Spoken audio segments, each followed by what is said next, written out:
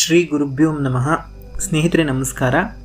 February ತಿಂಗಳ ಸಿಂಹರಾಶಿಯ ಮಾಸ ಭವಿಷ್ಯವನ್ನು ವಿಡಿಯೋದಲ್ಲಿ ನೋಡೋಣ.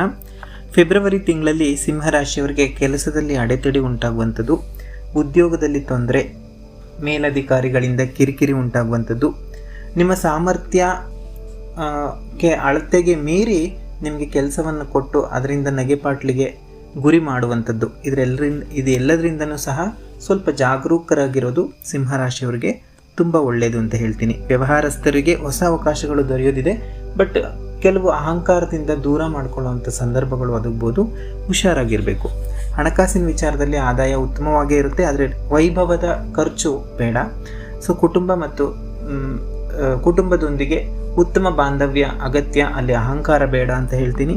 ಆರೋಗ್ಯ ಸಾಮಾನ್ಯವಾಗೇ ಇರುತ್ತೆ, ಆದರೆ ತಿಂಗಳ ಮಧ್ಯದಲ್ಲಿ ಸ್ವಲ್ಪ ಬೆನ್ನು ನೋವು ಕಾಣಿಸ್ಕೊಳ್ಳುವಂಥದ್ದು ಸಿಂಹರಾಶಿಯವರಿಗೆ.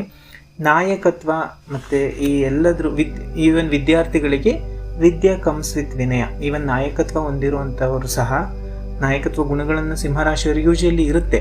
ಸೊ ಅಂಥವ್ರು ಸ್ವಲ್ಪ ವಿನಯನೂ ಸಹ ಇಟ್ಕೊಂಡಿರಬೇಕು.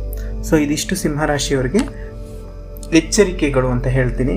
ಹಾಗೂ ಶನಿವಾರ ಸಿಂಹರಾಶಿಯವರು 800 ಗ್ರಾಮ್ ಎಳ್ಳನ್ನು ದಾನ ಮಾಡ್ತಾ ಬನ್ನಿ, ಹಾಗೂ ಗಣಪತಿ ಪ್ರಾರ್ಥನೆ ಮಾಡಿ, ಗಣಪತಿ ದೇವಸ್ಥಾನಗಳಿಗೆ ಭೇಟಿ ಕೊಡಿ ಅಂತ ಹೇಳ್ತಾ ಇದಿಷ್ಟು ಸಿಂಹರಾಶಿಯವರ ಮಾಸ ಭವಿಷ್ಯ. ಸರ್ವೇ ಜನಾಃ ಸುಖಿನೋ ಭವಂತು. ವಿಡಿಯೋ ಇಷ್ಟ ಆಗಿದ್ರೆ ಲೈಕ್ ಮಾಡಿ, ಚಾನಲ್ಗೆ ಸಬ್ಸ್ಕ್ರೈಬ್ ಮಾಡಿ. ನಮಸ್ಕಾರ.